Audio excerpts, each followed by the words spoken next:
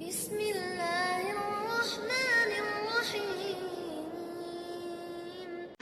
فلا وربك لا يؤمن حتى يحكموك فيما شجر بينهم ثم لا يجدوا في أنفسهم حرجا مما قضيت ويسلموا تسليما. Di dalam ayat ini mengandung arti kita harus taat kepada Rasulullah sallallahu alaihi wasallam dalam setiap perkara dan menjadikan Rasulullah sebagai seorang hakim. Kalau ada permasalahan di antara kita, maka hakimnya adalah Rasulullah sallallahu alaihi wasallam. Dan ayat ini berlaku di masa hidupnya Rasulullah dan juga berlaku ketika Rasulullah telah wafat.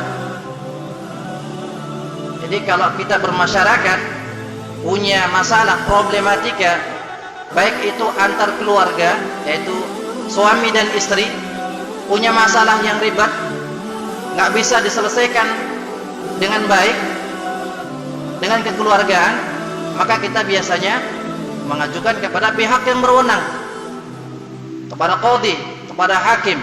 Begitu juga tatkala seseorang memiliki persoalan dengan tetangga atau dengan orang lain yang mana persoalannya adalah persoalan yang besar sehingga tidak bisa diselesaikan dengan kekeluargaan, maka dua orang ini menuju siapa? Kepada hakim. Ketahuilah jemaah yang dimuliakan Allah, hakim kita adalah Rasulullah sallallahu alaihi wasallam, baik ketika Rasulullah masih hidup ataupun wafat. Jadi di masa dulu, di zaman para sahabat, ketika mereka ada permasalahan di antara mereka, maka mereka datang kepada Rasulullah sallallahu alaihi wasallam, karena Rasulullah adalah seorang pemimpin, ya, sehingga minta solusi.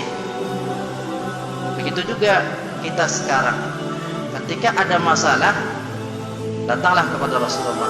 Bagaimana caranya? Sementara Rasulullah sudah meninggal dunia, caranya adalah menjadikan ketetapan, keputusan yang sudah disampaikan Rasulullah sallallahu alaihi wasallam standar kebenaran. Itu dia. Jadi kalau ada masalah di antara kita, siapa yang salah, siapa yang benar, standarnya adalah petunjuk dari Rasulullah sallallahu alaihi wasallam. Ya. Rasulullah sallallahu alaihi wasallam ketika khutbah, maka beliau juga mengawali khutbahnya dengan perkataan fa inna asdaqal hadithi kitabullah. Sesungguhnya perkataan yang paling benar adalah perkataan Allah Subhanahu wa taala. Wa khairal huda huda Muhammad sallallahu alaihi wasallam, dan sebaik-baik petunjuk adalah petunjuk Rasulullah sallallahu alaihi wasallam. Jadi petunjuk hidup kita yang menjadi barometer kita itu salah atau tidak setelah perkataan Allah adalah penyampaian dari Rasulullah sallallahu alaihi wasallam.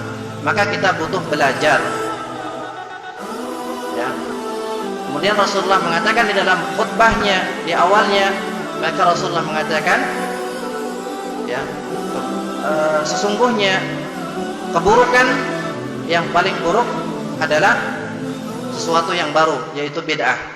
Mudah-mudahan kita semuanya dijauhkan dari perkara yang bid'ah, dan kita semuanya senantiasa di dalam bingkai hidayah, baik dari Al-Quran ataupun sunnah Rasulullah sallallahu alaihi wasallam.